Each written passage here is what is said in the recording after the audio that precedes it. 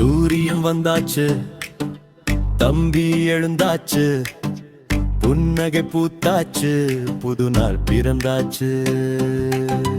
பல்லை துலக்குவோம், சுத்தமாய் குளிப்போம், கடவுளை வணங்கி நாளை தொடங்குவோம்.